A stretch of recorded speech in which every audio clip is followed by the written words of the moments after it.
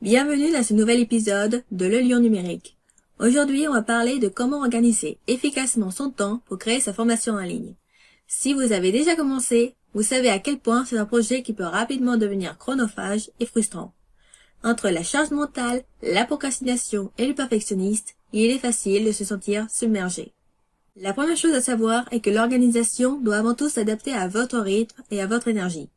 Toutes les personnes ne fonctionnent pas de la même façon. Certaines peut être plus concentrées très tôt le matin, d'autres dans l'après-midi et encore d'autres le soir.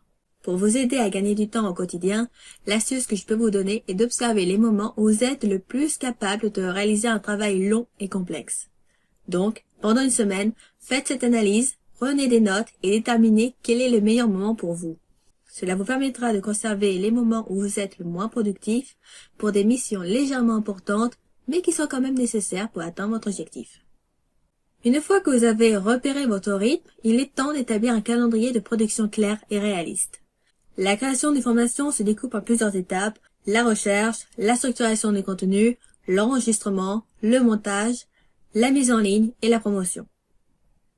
Plutôt que de tout faire en même temps, je vous conseille de diviser votre projet en blocs hebdomadaires et de réserver des créneaux dédiés. Bloquez ces moments dans votre agenda comme des rendez-vous inamovibles avec vous-même. C'est ce qui va vous aider à avancer sans procrastiner. L'un des plus grands pièges de la création d'une formation, c'est la surpréparation.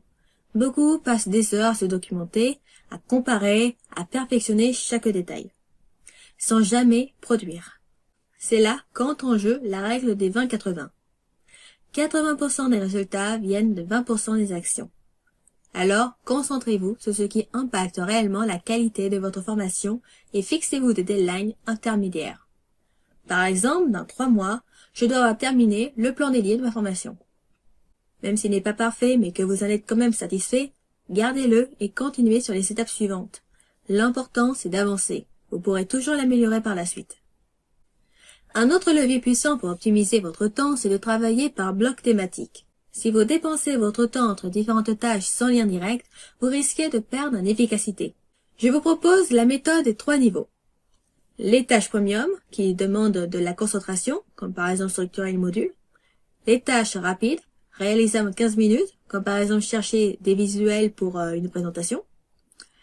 Et les tâches automatiques, celles qui ne nécessitent pas de réflexion, comme par exemple ranger un dossier ou le renommer. Classez vos tâches selon ces catégories et planifiez vos sessions en fonction. Maintenant, parlons distraction. Entre les notifications, les sollicitations et le scroll infini sur Instagram, il est facile de perdre du temps sans même s'en rendre compte. Pour maximiser votre concentration, vous devez créer un environnement de travail propice. Éliminez les distractions en mettant votre téléphone en mode d'avion et utilisez des techniques comme par exemple la technique Pomodoro. Donc, la technique Pomodoro, c'est 25 minutes de travail intense, 5 minutes de pause. Vous pouvez aussi mettre en place des rituels de début de session, comme par exemple mettre une playlist spéciale ou encore boire un thé chaud pour signaler à votre cerveau qu'il est temps de se mettre au travail. Ensuite, dites-vous que tout ce qui peut être systématisé doit l'être.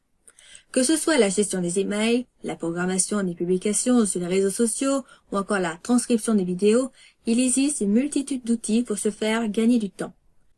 Et si certaines tâches vous freinent vraiment, envisagez de déléguer pour vous concentrer sur ce qui compte vraiment, le contenu de la formation. Enfin, n'oubliez pas d'écouter votre corps et de prendre des pauses.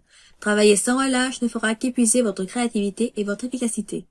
Intégrez des moments de respiration, des petites séances de méditation et de mouvement pour recharger vos batteries. Un esprit reposé est bien plus productif qu'un cerveau saturé. Pour résumer, la clé d'une organisation, c'est d'adapter votre planning à votre énergie, de structurer votre projet en étapes claires et d'éviter la surpréparation, de travailler intelligemment par bloc, de minimiser les distractions et d'intégrer des moments de récupération. J'espère que cet épisode vous a plu. Pour aider à faire connaître ce podcast, n'hésitez pas à mettre 5 étoiles, à partager cet épisode autour de vous et à laisser un commentaire sur votre plateforme d'écoute. Dites-moi ce que vous en avez pensé du sujet du jour, si cela vous a été utile et pourquoi. Votre soutien est précieux et m'aide énormément à développer et améliorer ce format. Un petit commentaire peut faire toute la différence. Retrouvez-moi un DM sur Instagram pour me faire part de vos problématiques actuelles. Je me ferai un plaisir de vous répondre. Encore merci pour votre soutien et vos retours. À très bientôt dans un nouvel épisode. Bye bye!